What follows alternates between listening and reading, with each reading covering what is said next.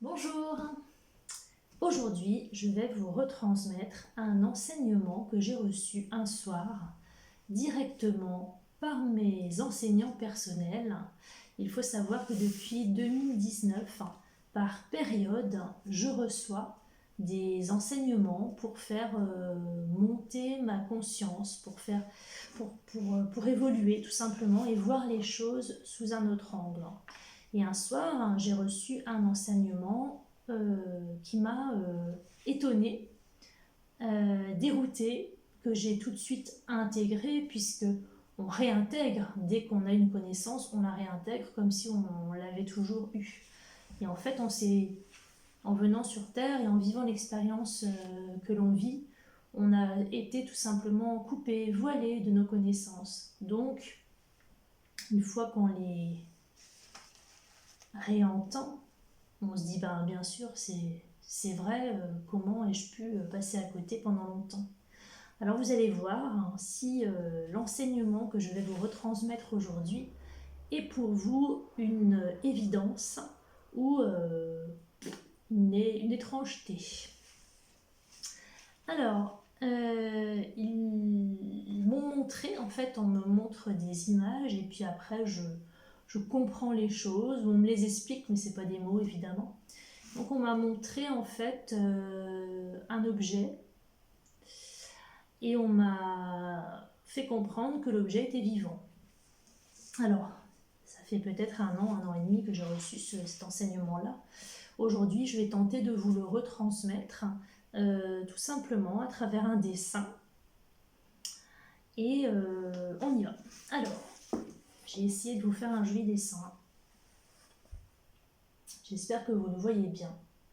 Donc en fait, on a ici une poupée, ici une femme, et là un être de lumière. Quel est le point commun entre ces trois entités? Le point commun, c'est la vie. Oui. Et la différence, c'est leur densité. Vous voyez un peu? C'est-à-dire que d'une densité à l'autre, il y a un monde.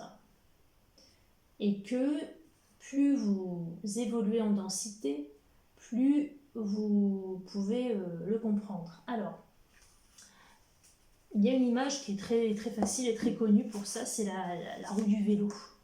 Quand elle est immobile, on voit très bien les rayons. Et quand elle tourne, on ne les voit plus. Donc, c'est une histoire de vibration et de densité. Bien, c'est pareil pour nous. Nous sommes dans le chaînon au milieu de ces trois principes. Une matière très dense, nous sommes une matière dense et l'être de lumière, inversé pardon, est une matière, il n'y a plus de matière, où la matière est très spiritualisée, très éthérée. Alors, y a-t-il de la vie dans nos objets? Est-ce que mes poupées, mes nounours sont habités? Est-ce que ma chaise est habitée? Est-ce que mon lustre est habité? Est-ce que ma voiture est habitée? Est-ce que ma maison est habitée? Est-ce que mes arbres sont habités? Eh bien, très souvent, oui. Je veux dire très souvent parce que parfois, peut-être que non. Il y a sûrement des facteurs qui font que oui et d'autres qui font que non. Un des facteurs qui fait que nos objets sont habités, c'est tout simplement l'importance qu'on lui donne. Les enfants qui ont des jouets, des poupées, pour les petites filles ou les voitures pour des petits garçons, pour les poupées, on peut leur donner un nom, les coiffer, les habiller, leur donner vie tout simplement. Alors là, on va dire que oui, la poupée peut prendre vie. L'humain n'est pas le seul être vivant sur cette planète, loin de là. il est dans une densité assez basse et il ne peut pas voir les autres champs de fréquences qui nous entourent et qui sont infinis. Qu'est-ce qu'un être vivant? Un être vivant est une substance organique, un véhicule, un corps, mais ce corps, si la vie le quitte, on appelle ça la mort. Donc en fait, dès que l'esprit sort du corps, le corps meurt, se désintègre, perd la vie. Nous ne sommes pas ce corps, nous sommes un esprit habitant, possédant un corps. Alors imaginons que mon esprit va sortir de mon corps et choisit d'aller habiter ailleurs. Qu'est-ce qui l'empêche d'aller habiter un arbre? Bien sûr, l'arbre est vivant, l'arbre boit, l'arbre prend le soleil, l'arbre crée des fruits, des feuilles et se régénère tous les ans. Donc l'arbre est habité. D'ailleurs, quand nous descendons entre guillemets de la source pour venir faire notre pérégrination d'aventure dans toutes les formes et toutes les vies, l'esprit, puisqu'à la base nous sommes une étincelle divine, on va dire un esprit, va d'abord faire son expérience dans de l'eau, dans du feu, dans le vent, dans les éléments, avant de pouvoir créer un corps physique comme ça, qui est déjà en soi une grande maîtrise à son niveau de l'expérience. Il doit d'abord intégrer les éléments. Puis, quand les éléments sont intégrés, après avoir vécu des lustres et des lustres dans les pierres, le granit, le marbre, les pierres précieuses, semi-précieuses, toutes les pierres possibles et inimaginables, il en a fait son expérience, il l'a intégré, il va passer aux végétaux. Et dans les végétaux, qui sont vivants également, il va vivre des lustres dans de l'herbe, dans des fleurs, dans des arbres, dans de la mousse, dans du lichen, dans plein de végétaux. Et puis quand il aura tout bien intégré, il va à nouveau prendre vie, cet esprit, dans les animaux. Vous voyez? Et puis on évolue, nous humains, nous sommes de la vie dans des corps humains.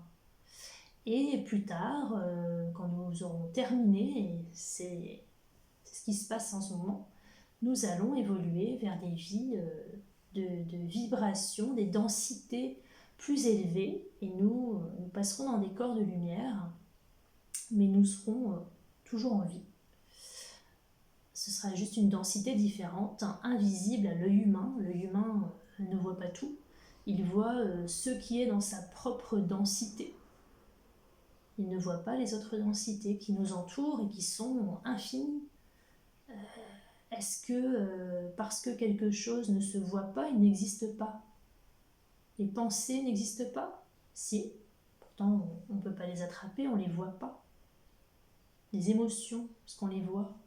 Non, pourtant ça existe.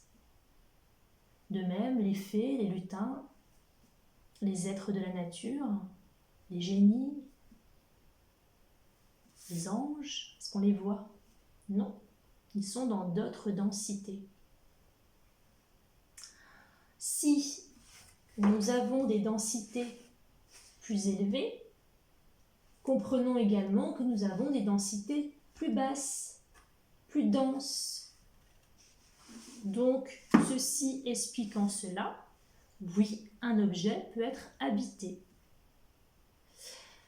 Vous en avez peut-être fait l'expérience, moi ça m'arrive, je ne vais pas dire à tous les coups, mais très souvent quand j'achète un objet d'occasion, que je le mets dans ma maison, je peux ressentir des fois des tristesses, de la colère, je peux me sentir mal. Quand je nettoie l'objet, physiquement et éthériquement, je ne ressens plus rien. Il peut être pollué, chargé. Qu'est-ce qui est chargé? Sa matière ou son esprit? Il faut se poser des questions.